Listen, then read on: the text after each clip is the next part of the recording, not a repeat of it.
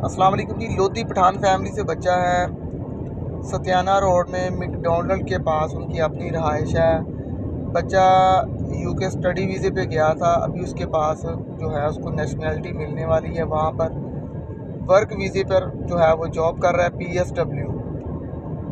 बच्चे की कोई 29 साल उम्र है, MSc बच्चे ने वहीं से की है, यूके से। ये चाह रहे हैं कि कोई यूके से नेशनैलिटी वाली फैमिली मिल जाए या पाकिस्तान से कोई अच्छी डिग्री वाली बेटी मिल जाए जो बच्चे के साथ बाहर जाना चाहिए स्टडी वीज़े पे या वैसे। तो आप ज़रूर रब्ता करें। छोटी सी फैमिली, गाड़ी शाड़ी है। एक बहन की शादी कनाडा में हुई है, दूसरी बहन की शादी दुबई में हुई है। वाले साहब अब फ्री होते हैं, वालदा हाउस वाइफ हैं। जो दुबई वाली सिस्टर हैं वो आई हुई हैं बच्चे की शादी के सिलसिले में।